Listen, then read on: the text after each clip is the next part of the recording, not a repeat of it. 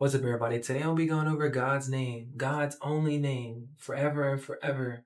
So, if you have any doubt before we start, please get rid of all the doubt that you may have in your mind. Let's get started. So, the first thing is God's name. We're gonna go to the book of Exodus. It's 3:14. I'm gonna put it up on the screen as well, so when you're there, you can see it. But in the book of Exodus, Moses is in the desert, right? Moses is talking to a bush. He went up to a hill, he's talking to a bush, a burning bush, for to be exact. A bush that's burning, and it's not even, the bush ain't burning, but it's burning at the same time, if you know what I mean. If you don't know what I mean, you gotta go read the story. Anyways, God is telling Moses, go free my people. And go free the Israelites. And Moses is like, okay, who do I tell him sent me? What is your name? And that's what Moses is asking God.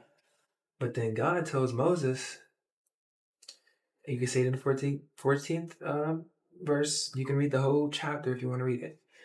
God said to Moses, I am who I am. And he said, say this to the people of Israel, I am sent you to you. And that is his name forever. That's literally, the Bible says that is his name forever. I don't know where it says that in this. Different translations say it, but I'll put it up on the screen to let y'all know. Anyways, so I am. When you say I am, that does not bring a sense of awareness outside of your own being. I am, okay? I am. If you say I am, you're speaking of yourself, right? Right? So when you say I am God's name and you're looking at it as God's name, that still doesn't bring a sense of awareness, a sense of disconnection from yourself. You're not disconnected. You're not disconnected from God. Here in this teaching, I'm gonna let you know God and man are not separate beings.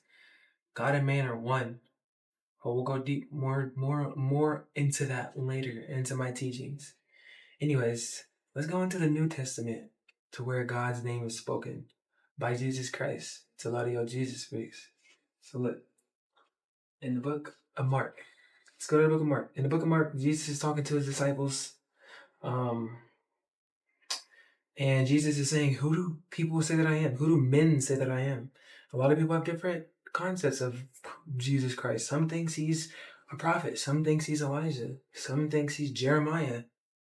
A lot of people think a lot of different things. That's the same thing with you. A lot of people think a lot of different things about you. A lot of people think a lot of different things about you. But their concept, their image of you, are you going to let that be your own self-image? No, we're not going to do that. Because, anyways, if we go into the book of Mark, it's the 8th chapter. That's what Jesus is asking Peter, one of his other disciples. And then Jesus says to Peter, but who do you say that I am? Who do you say that I am? I am? I am. I am. I am, right? Peter says, you are the Christ. There was no doubt in Peter's mind. No doubt. You are the Christ. That's what Peter says, right? But yeah, that's all I got for you today. We're gonna speak of God's name. God's name is not all these other things. They may be called different things in different spots in the book, in the Bible, but God's name is really I am. That's his only name forever and forever. And forever. There's nothing else, because I am, because God is, right? A lot of people say God is omnipresent. The religious folks, they say God is omnipresent. God is everywhere. God is, right? God is. Okay? Now, when you say I am, you can say I am whatever you want to be. You can be a pack of Uno cards. You can be a marker if you put I am in front of it, right?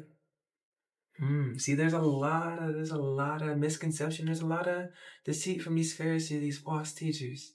I'm not trying to throw shame or nothing, because all can be forgiven. I don't care what you done, all are forgiven. Anyways, that is God's name. This is my first video back in like, 6-8 months. I've been going through a lot, man. A lot of different changes in my life. I've been revealed revelation as Christ reveals himself in all of us. And I've just been moving around learning, but now I'm back. I can't do nothing else. I've tried to do everything else, but everything else, though, it's not my purpose. This is my purpose, is to teach the gospel of Christ and tell people who Christ really is. And I'll tell y'all later on. But right now, I'm gonna let the Spirit work on y'all, because it does take time as if you level up. Thank y'all.